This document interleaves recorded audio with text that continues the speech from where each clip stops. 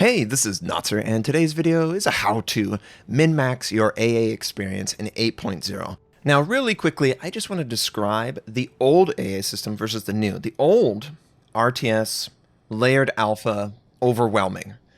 3, 4, 5 squadrons would attempt an attack, and the only way that you could get any hope of reducing the incoming attack was to just layer defensive fire, layer multiple AA, set the incoming squadron as the primary with the control click of your cursor, and just go to town and wear down as many of the aircraft before they're successful in their drop.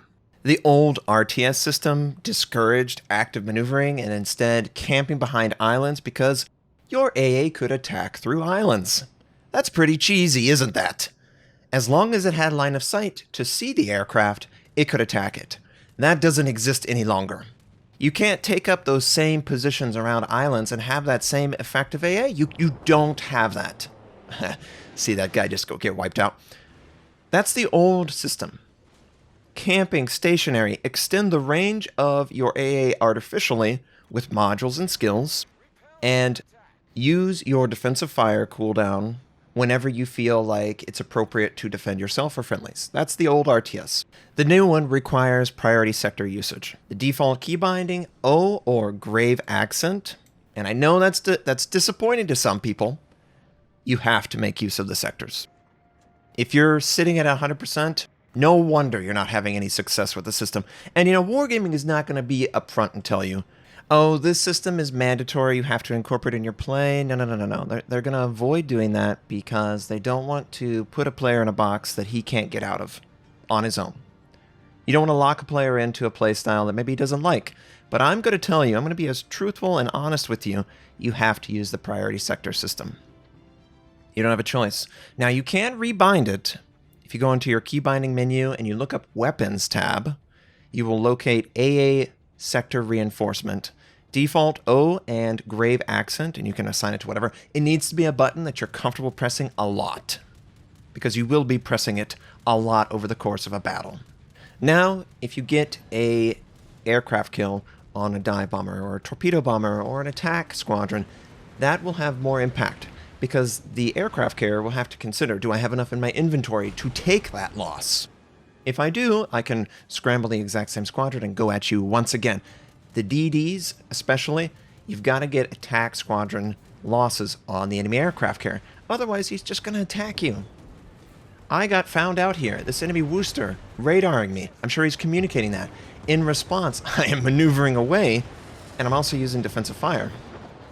I personally have found that defensive fire is a shell of its former glory, in more ways than one. You know, in the previous version of the RTS design, using defensive fire was basically an I win button at the enemy aircraft squadrons.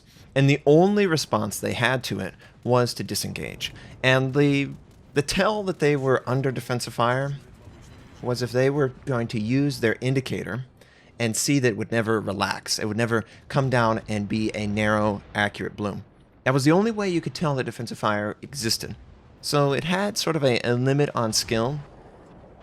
Less skillful players would just not even consider that. It wouldn't even be a possibility. Now, every single flag is colored red. You can't help but see it as an aircraft carrier commander. It's just an easier skill to dodge now. A skillful carrier player will recall his aircraft.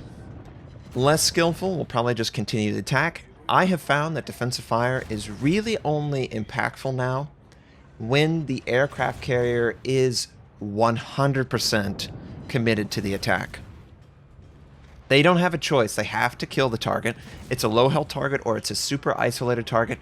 They're not going to pass that up. Those are the windows where defensive fire is still a great tool, because you're asking that player, okay, if you want to attack my friend or myself who's super low, you will have to deal with defensive fire.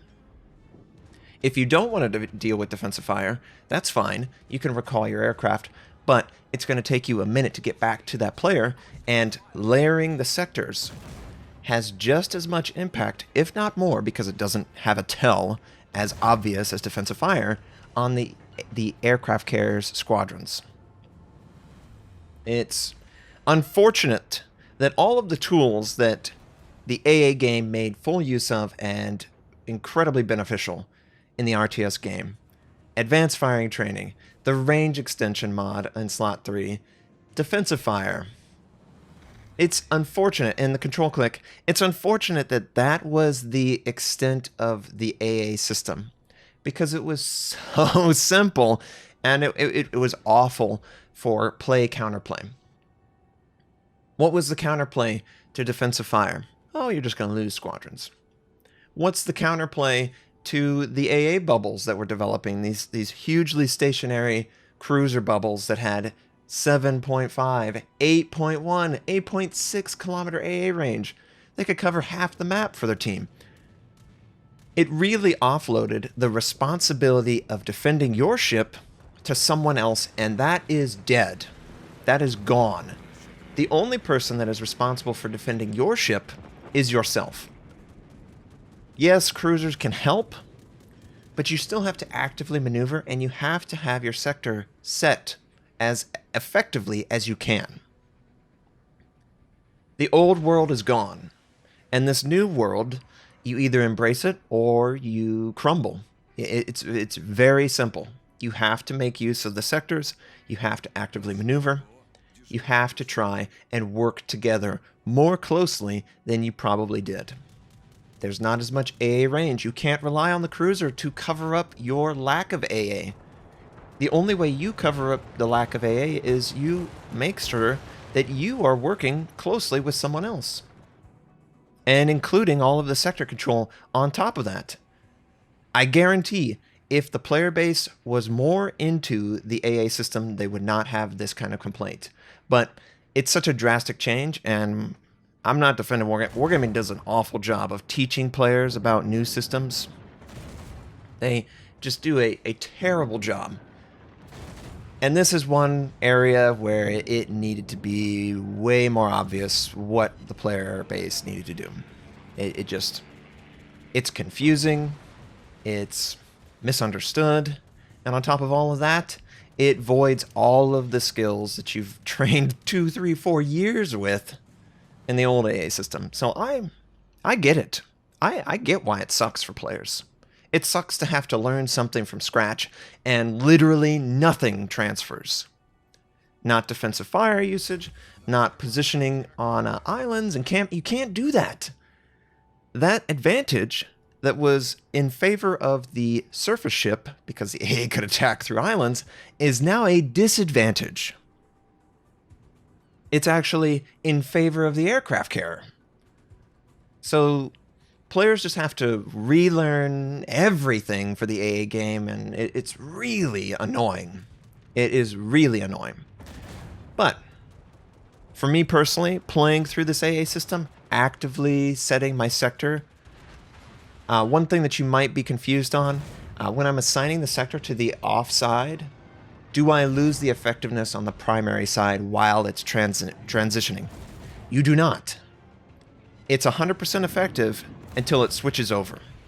So what you want to try and do with the priority sector system is you want to time it.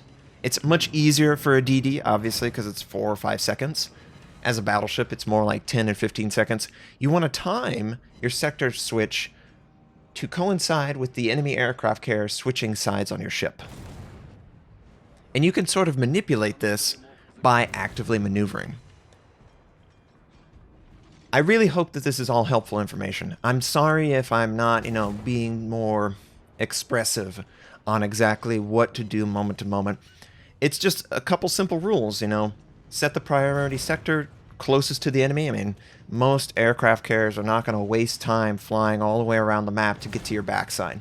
So I always make sure that it's facing towards whatever the enemy spawn is, roughly. Obviously, I'll change it if I see something, but at the start of the game, face it towards the spawn. Don't get so close to islands. When you get close to islands, you give up your AA's ability to help you. Dive bombs are very strong over islands. Attack rockets are very strong over islands. You've got to position yourself so that you can contribute and the enemy aircraft carrier can contribute less.